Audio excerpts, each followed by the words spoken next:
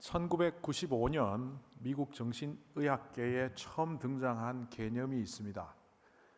우리말로 경계선 지능이라고 하는데요. 영어로는 Borderline Intellectual Functioning이라고 합니다.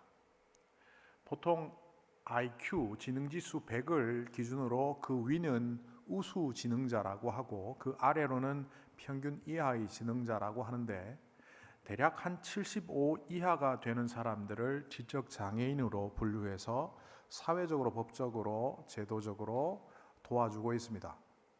그런데 이 경계선 지능은 IQ 75에서 85 근방에 있는 사람들입니다. 정상인으로 하기에는 사회적 활동 능력이 떨어지지만 그렇다고 해서 지적 장애인이라고 하기에는 좀 그들보다는 사회적 활동을 가능한 그런 사람들을 의미합니다. 1995년에 등장해서 아직 30년이 되지 않은 개념이지만 학자들은 열심히 사례들을 발굴해서 연구를 했고 미국에서는 한 25년 동안 연구한 자료가 있고 한국에는 한 10년 정도 연구한 자료들이 있습니다.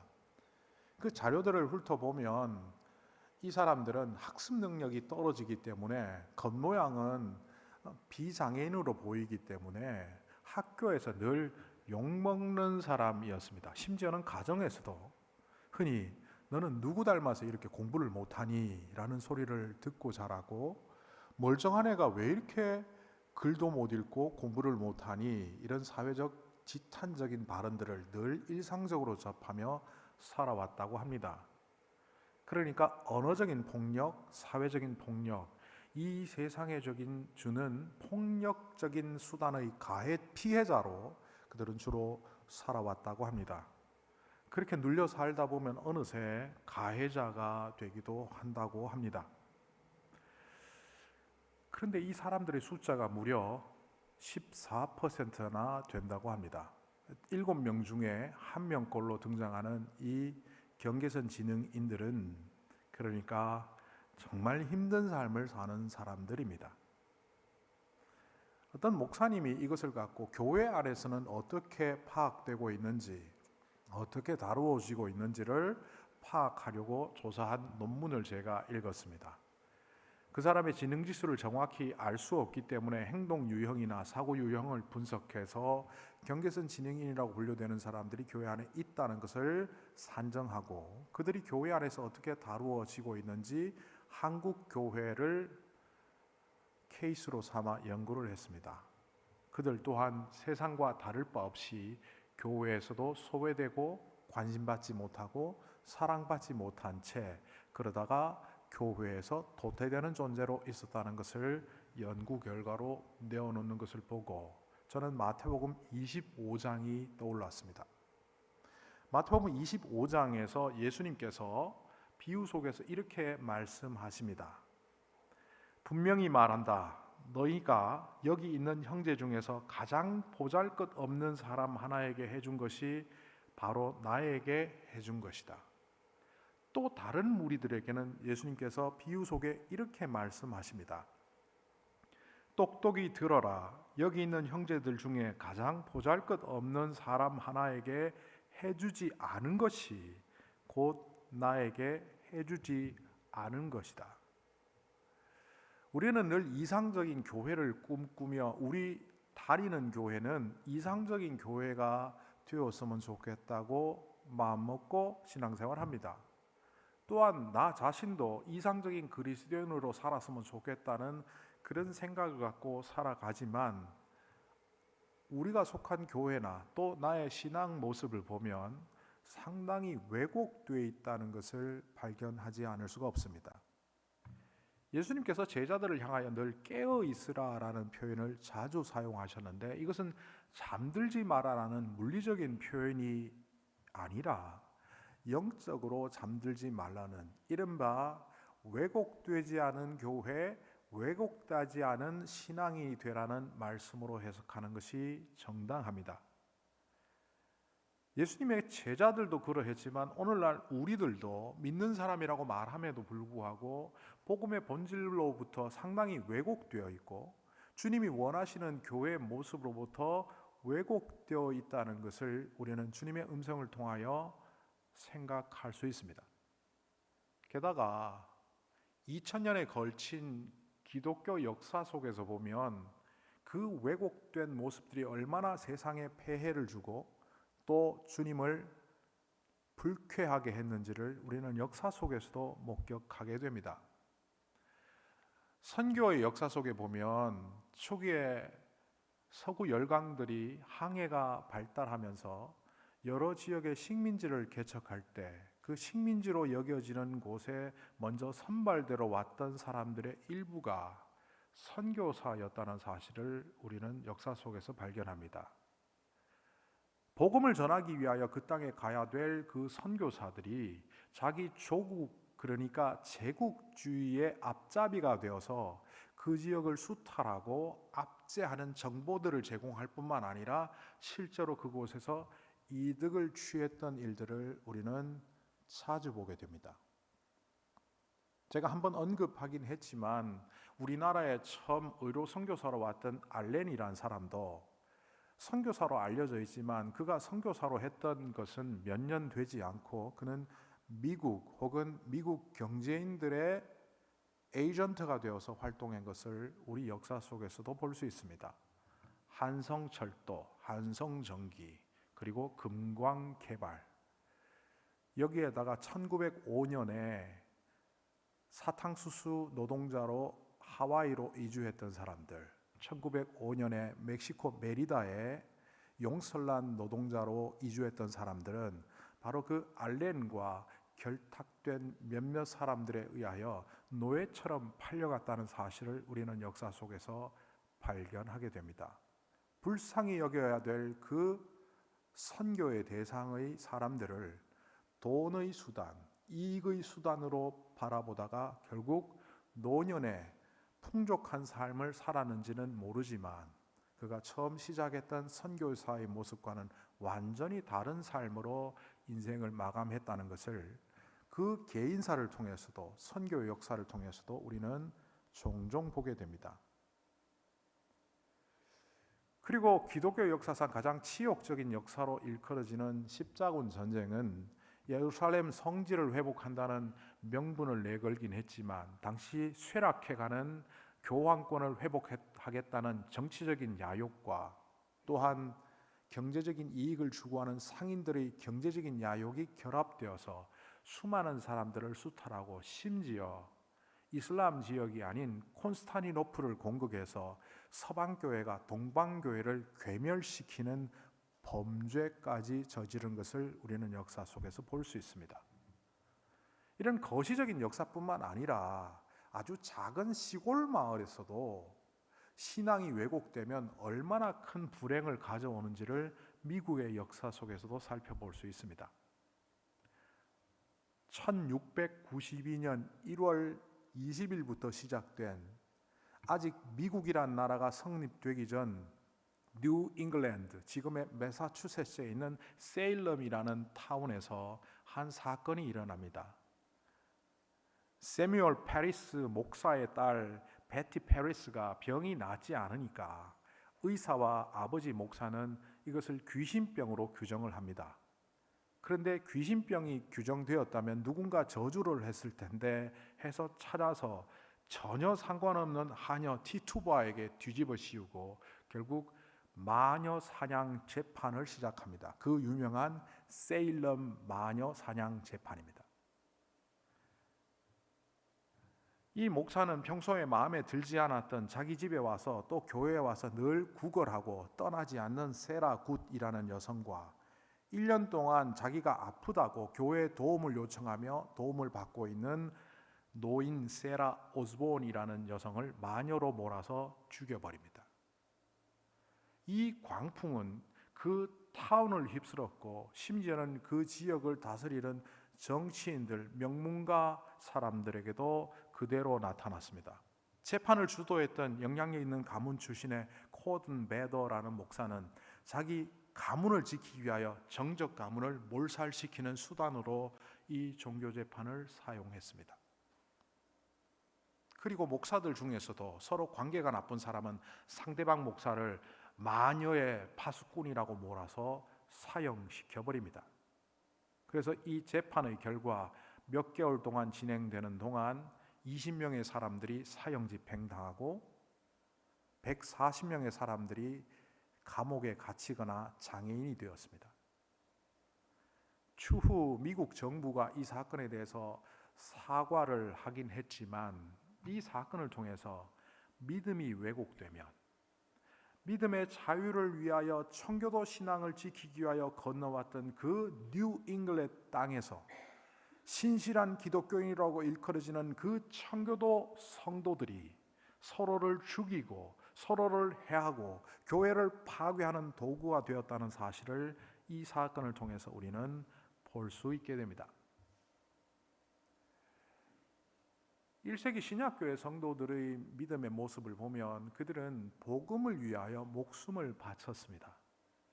근데 제가 앞에서 열거한 교회 역사 속에 드러난 왜곡의 현장이라든지 또 오늘 말씀 속에 등장하는 이 왜곡된 사람들의 모습을 보면 복음의 본질에서 상당히 어긋나 있음을 보게 됩니다.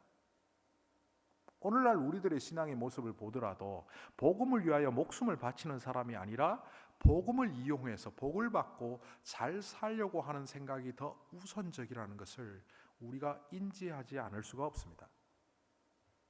오늘 말씀에 보면 벙어리 귀신 들린 자가 등장합니다. 오늘날식 표현대로라면 말을 못하는 장애인이 있었고 예수님께서 그를 불쌍히 여겨서 병을 고쳐주십니다. 성경의 표현대로라면 벙어리 귀신 들린 자를 주님께서 귀신을 쫓아내므로 낫게 하셨습니다. 이 기적적인 상황, 은혜의 상황, 하나님께서 예수님을 통하여 병자를 고치시고 기적을 행하시며 은혜를 베푸시는 이 자리를 목격했던 사람들 중에 왜곡된 두 그룹이 있음을 오늘 성경에서 우리는 찾아낼 수 있습니다. 15절 16절입니다. 그들 가운데 더러는 이렇게 말하였다. 그가 귀신들의 두목인 바알세불의 힘을 빌어서 귀신을 내쫓는다. 또 다른 사람들은 예수를 시험하여 하늘에서 내리는 표징을 보여달라고 그에게 요구하였다. 말 못하는 장애인을 고쳤음에도 불구하고 그것을 목격한 첫 번째 그룹은 바알세불의 힘을 빌려서 했다는 겁니다. 이 바알세불은 벨제브라는 그런 용어로 성경에 기록이 되는데 이것은 귀신의 왕이라는 의미입니다. 그러니까 예수님의 능력은 귀신의 힘을 빌린 것, 이른바 가짜라는 겁니다. 첫 번째 그룹은 예수님께서 하셨던 사역과 예수님의 말씀과 예수님 그 자체를 부인하며 불신하는 모습입니다. 두 번째 사람들은 이거 눈속임 아니야? 진짜야? 한 번 더 보여주면 안 돼? 그거보다 더 큰 것, 하늘의 표적을 우리에게 보여주면 우리가 그것을 믿겠다는 의심병 들린 환자들 같은 모습입니다. 아니 그 기적의 현장에서 이렇게 반응을 하지 생각하실지 모르지만 사실은 이게 오늘날 우리의 신앙의 모습입니다. 내가 원하는 방식으로 하나님이 역사하시지 않을 때 우리는 그 하나님을 믿지 못하거나 혹은 의심하지 않았습니까? 나는 이것을 하고 싶은데 하나님이 그것에 대하여 응답하여 주시지 않고 혹은 이것을 위하여 간절히 기도했는데 그것이 응답되지 않을 때 우리의 마음속에 모락모락 올라오는 연기 같은 마음은 불신 아니면 의심입니다. 크기의 차이가 있는지는 모르지만 오늘 성경에 등장하는 이 두 부류의 사람들과 우리의 모습이 별반 다르지 않다는 것을 발견하게 됩니다. 바로 이런 사람들을 향하여 주님이 23절에 이렇게 경고하십니다. 나와 함께하지 않는 사람은 나를 반대하는 사람이요 나와 함께 모으지 않는 사람은 흩어버리는 사람이다. 교회 공동체 안에 있지만 믿는다고 예배 가운데 있지만 이 예배 속에서 하나님을 불신하고 딴 생각으로 가득 차 있고 오히려 자신의 판단과 경험에 의거하여 하나님의 말씀도 하나님의 역사하심도 옳고 그름을 판단하고 있다면 그 사람은 바로 가짜다, 이런 말씀을 23절에서 하신 겁니다. 그럼에도 불구하고 오늘날 교회와 신앙인들을 보면 예수님이 정말 우려하셨던 것처럼 왜곡되어 있다는 것을 우리는 고백하지 않을 수가 없습니다.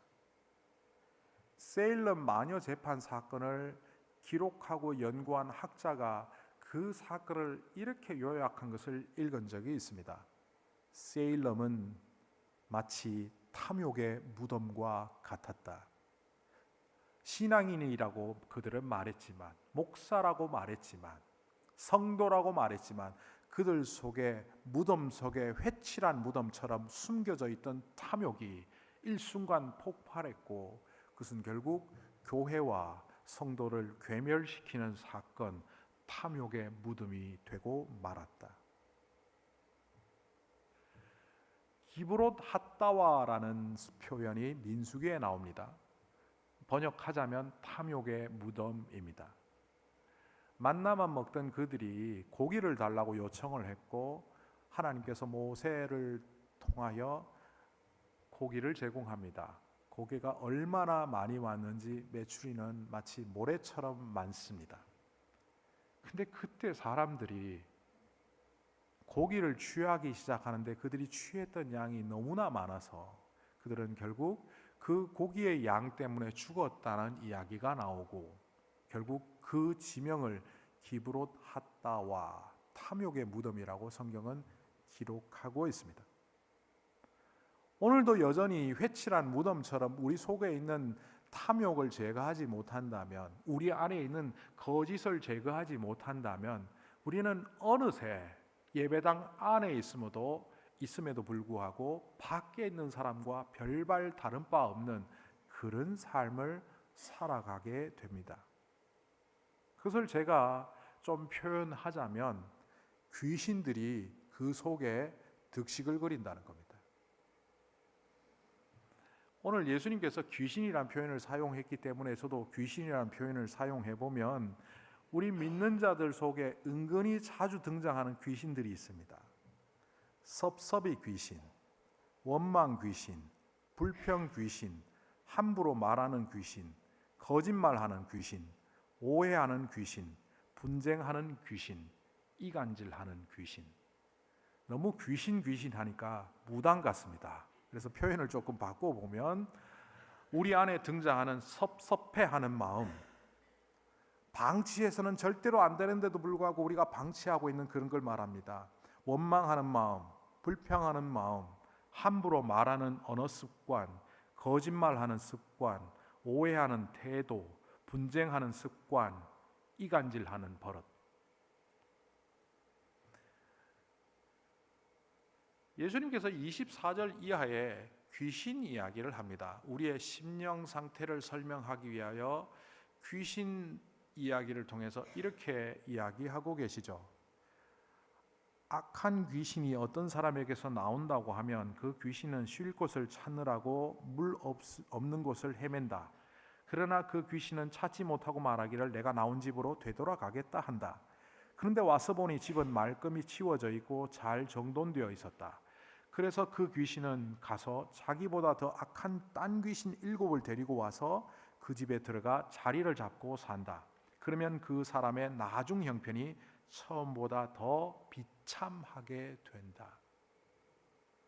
예수 믿는 사람들이 한 번쯤은 청소를 할 겁니다. 예수를 믿겠다고 선언하는 순간, 어느 날 내가 헌신하겠다고 선언하는 순간 청소를 합니다. 유일회적 사건 혹은 유이회적 사건에 그쳐버리면 그 상황이 얼마나 비참해지는지를 드러내는 말씀입니다.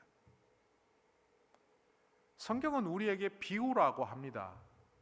그래서 언젠가 한번 비웠습니다.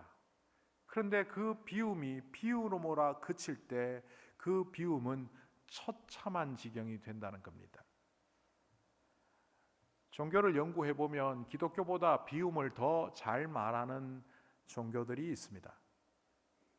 불교에서도 비움을 강조하고 노장 사상에서도 그 비움에 대하여 강조하는 것은 기독교 이상입니다. 그러나 우리 기독교 하나님의 말씀에서 말하는 비움은 그 비움과는 조금 다릅니다.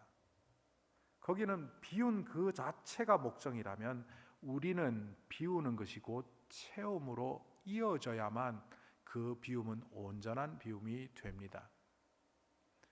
물컵을 들어서 예를 들어보면 이 물 한 컵이 들어있다고 하는데 물을 따르면 물이 비워짐과 동시에 그 안에 공기가 채워집니다. 이 컵이 빈 컵이라고 한다면 공기가 한가득 있을 것이고 여기에 물을 따른다면 공기가 빠져나감, 공기가 비워짐과 동시에 물로 채워집니다. 성경에서 말하는 비움과 채움은 동시사건입니다. 내가 아무리 종교적 수행을 통하여 비우더라도 우리 안에 남아있는 자고함, 이른바 교만함, 내가 아무리 비울지라도 내 안에 남아있는 근심, 염려, 걱정, 이런 것들이 나를 사로잡기 시작하면 어느새 우리는 비우기 이전보다 더 험악한 상황이 된다고 주님은 일러주십니다. 그렇다면 비움과 동시에 채움, 이 두 단어를 합치면 어떤 단어가 될까요? 로마서 12장 1절은 우리에게 그 한 단어를 알려줍니다. 형제 자매 여러분, 그러므로 나는 하나님의 자비하심을 힘입어 여러분에게 권합니다. 여러분의 몸을 하나님께 기뻐하실 거룩한 산제물로 드리십시오. 이것이 여러분이 드릴 합당한 예배입니다. 몸을 드린다. 바칠 헌, 몸신, 헌신입니다. 이 헌신은 일회적 사건을 통하여 드리는 것이 아니라 우리가 드려야 될 합당한 예배랍니다. 오늘 이 시간 여러분은 예배실에 앉아 있지만 이후에 자신이 뭔가를 하기 위하여 그 계획을 만약 머리로 짜고 계신다면 여러분의 예배는 헌신이 아닙니다. 오늘 이 시간 앉아 있지만 여러분의 마음속에 누군가를 향한 미움이 한가득 있다면 그 예배는 바칠 헌 몸신, 이른바 합당한 예배로서의 예배에 부족한 예배입니다. 우리는 그 존재가 얼마나 가치 있느냐를 늘 따지며 나의 삶이 얼마나 가치 있는지를 따지지만 실제로 잘못된 판단입니다. 여러분, 벽돌의 가치를 아십니까? 벽돌이 강도의 손에 붙잡히면 사람을 죽이는, 상하게 하는 도구,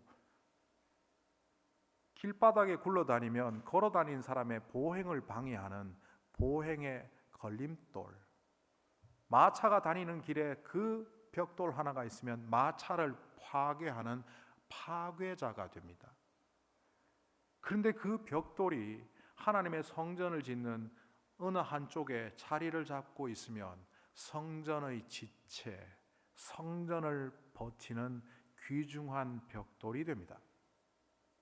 세상은 우리의 가치를 판별하라, 우리의 가치를 높이라고 말하지만 사실 우리가 하나님을 떠나서 주님의 영역을 떠나 있다면 우리는 어떤 때는 걸림돌, 우리의 사악한 마음으로 강도의 흉기, 어떤 때는 마차를 파괴하는 파괴의 돌로 사용될 뿐 그 이상도 그 이하도 아님을 알아야 합니다. 주님께서 왜 우리에게 헌신하라고 하실까요? 왜 비움과 채움을 통하여 헌신의 자리에 서는 것이 우리가 드릴 합당한 예배라고 할까요? 그때 비로소 우리가 존귀한 자가 되기 때문입니다. 1세기 신약교회 성도들은 복음을 위하여 죽었습니다. 그런데 우리는 복음을 이용합니다. 좋게 말해서 예수 그리스도로 통하여 천국 가는 복음이라고 말하고 예수 그리스도를 통하여 이 땅에서 복된 삶을 산다고 말은 하지만 그것을 뒤집어 보면 우리는 복음을 이용하는 자에 불과하다는 겁니다. 진짜 복음에서 왜곡되어 있다는 겁니다. 참다운 복음은 우리가 주님 앞에서 나를 비우고 주님으로 나를 채움으로 주님께서 필요한 자리에 헌신하는 자로 자리 잡는 것으로부터 시작됩니다. 1세기 신약교회 성도들이 가졌던 복음은 뭔지 아십니까? 좀 쉽게 표현하자면 게임 체인저입니다. 군사 용어로부터 시작돼서 지금은 사회 모든 사람들이 쓰는 이 게임 체인저라는 말은 이전과 이후 판도를 완전히 바꾸어 놓는 어떤 것이라는 뜻입니다. 복음은 신약교회 성도들에게 월드 체인저였습니다. 신약교회 성도들에게 복음은 라이프 체인저였습니다. 그런데 여러분에게, 우리에게 있는 이 복음이 우리의 세상과 우리의 삶을 바꾸어 놓는 겁니까? 복음 이전과 복음 이후가 판이하게 달라진 그 세상 속에 우리는 살고 있는 겁니까? 제가 존경하는 목사님이 은퇴를 하면서 하는 설교를 들었습니다. 제가 알고 있었지만 그 순간이 게임 체인저였다는 사실은 그 설교를 통해서 또 알게 되었습니다. 모태신앙으로 태어나 허랑방탕한 생활을 하며 매일 술로 살아가던 그 목사 되기 전에 그분이 사모님의 죽음과 같은 희생이 있다는 사실을 깨닫고 자기의 삶을 돌이킵니다.